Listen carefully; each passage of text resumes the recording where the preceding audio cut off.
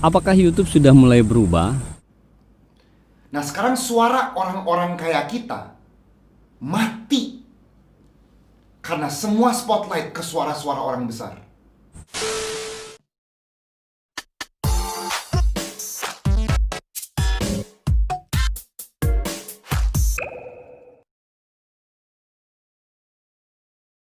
Halo, jumpa lagi dengan saya Naim Arkananta di Ahmad Dahlan Project.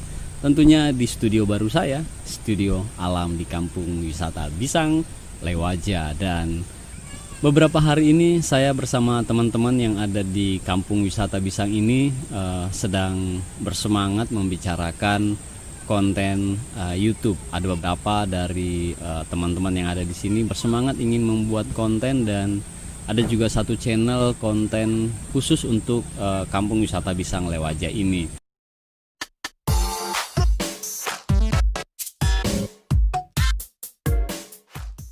Jadi di tengah-tengah semangatnya teman-teman ingin membuat konten, muncul pembahasan beberapa hari di YouTube, khususnya para konten kreator yang ada di Jakarta sana, membincangkan tentang keresahan mereka karena kehadiran beberapa artis-artis TV yang juga sudah mulai bermain di YouTube, dan mereka beranggapan bahwa konten-konten sampah sudah merajai dan gampang sekali menjadi trending. Gua merasa sistem YouTube sekarang lebih ngedorong gorengan daripada gado-gado.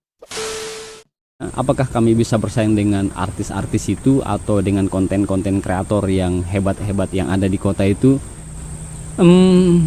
Jadi justru bagi kami yang ada di kampung sini, YouTube memberikan sebuah ruang bagi kami untuk menghasilkan sebuah konten, dan harapannya memang selain karya yang kita unggah di YouTube itu mendapatkan apresiasi, ya harapannya pasti bisa mendapatkan sebuah AdSense. Nah, anggaplah misalnya seperti channel yang saya bangun ini sudah 3 tahun dan baru-baru ini mendapatkan penghasilan, walaupun belum terlalu besar, tapi penghasilan itu saya gunakan untuk berbagi dan membuat kegiatan-kegiatan, dan justru menjadi penyemangat bagi teman-teman yang ingin membuat sebuah konten.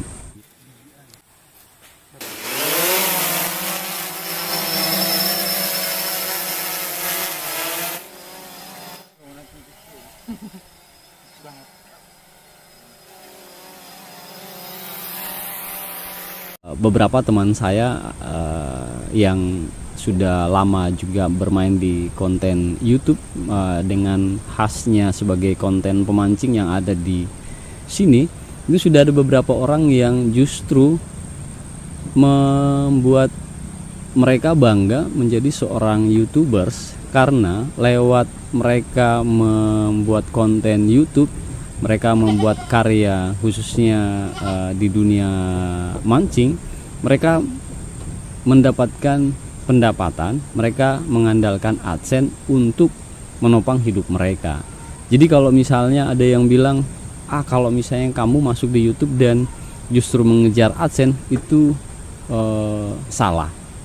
Tapi bagi saya, bagi teman-teman saya yang ada di sini, justru itu memberi peluang, karena kita yang ada di kampung ini kalau misalnya mau mencari pekerjaan ya mungkin agak susah, tapi dengan masuk di dunia YouTube dan membuat karya dan itu bisa menghasilkan uang, itu sudah membuat kami merasa bersyukur, karena dengan lewat akun YouTube, dengan membuat karya di YouTube, kita bisa menghidupi keluarga. Jadi banyak dari teman-teman saya yang masuk di dunia YouTube ini karena menganggap memang bahwa YouTube ini ada uangnya, YouTube ini ada AdSense-nya, dan bisa dengan membuat karya, dengan membuat konten itu bahkan bisa membuat kita memiliki pendapatan yang lebih. Contohnya misalnya ada satu teman di sini yang membuat channel masak, konten masak, dan awalnya dia adalah seorang honorer di kesehatan Dan ketika channelnya itu berkembang dan penghasilnya lumayan, ia memutuskan untuk berhenti menjadi seorang honorer dan memilih untuk serius di dalam konten ini. Kemudian juga ada beberapa dari teman-teman saya yang awalnya menjadi tukang ojek, terus tiba-tiba mencoba membuat konten mancing karena dia suka mancing dan berpenghasilan, dan ya alhamdulillah dia sudah menikmati selama 2 tahun ini AdSense yang dia dapatkan, dan lewat AdSense itu ia mampu menghidupi keluarganya. Jadi kalau misalnya kita berdebat tentang artis, kemudian AdSense, kemudian algoritma, menurut saya itu mungkin adalah keresahan orang-orang yang ada di kota saja.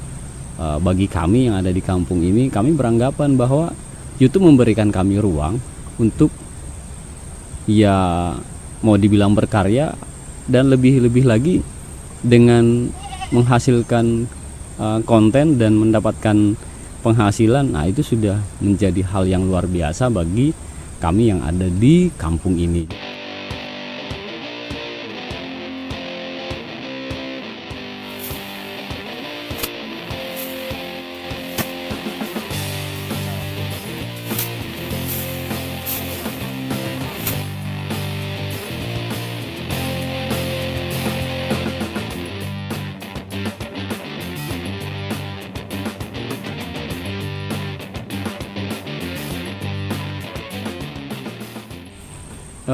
Menurut saya perdebatan tentang konten yang baik, perdebatan tentang konsep karya yang baik itu belum menjadi sebuah perbincangan kami yang ada di kampung sini, karena kami masih menganggap bahwa ada ruang yang baru, YouTube, yang bisa dijadikan sebuah tempat untuk berkarya dan mendapatkan penghasilan. Apakah kami bisa bersaing dengan artis-artis itu atau dengan konten-konten kreator yang hebat-hebat yang ada di kota itu? Kami tidak sampai berpikir ke sana. Yang jelas, YouTube sudah bisa memberikan ruang bagi siapa saja, bagi orang-orang yang ingin berkarya, yang ingin berbagi konten. Dan kalau misalnya masuk di ruang YouTube adalah karena memburu AdSense, ya menurut saya itu adalah sebuah hal yang wajar.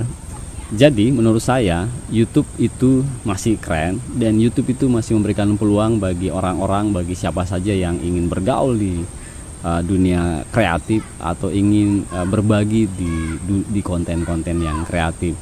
Kalau misalnya membuat video kemudian view-nya sedikit, kemudian algoritma YouTube yang sudah berubah, mesin YouTube yang sudah tidak berpihak pada konten-konten kreator yang keren, ya bagi saya itu adalah urusan orang-orang yang ada di kota sajalah, konten-konten kreator yang hebat-hebat yang ada di kota-kota sana sajalah. Jadi kami berharap YouTube memberikan kami peluang untuk mendapatkan penghasilan, sehingga kami tidak menjadi pengangguran yang hanya duduk diam dan tidak melakukan apa-apa di kampung ini.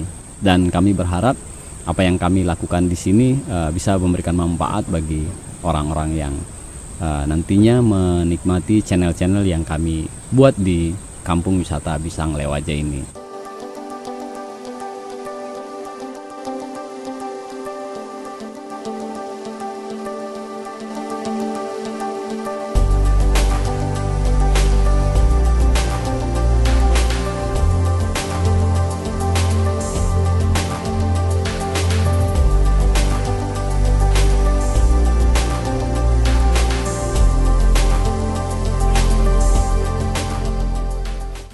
Oke, mungkin itu yang ingin saya sampaikan kali ini. Saya Naim Arkananta, Ahmad Dahlan Project, dan dukung channel teman-teman kami di Kampung Wisata Bisang Lewaja.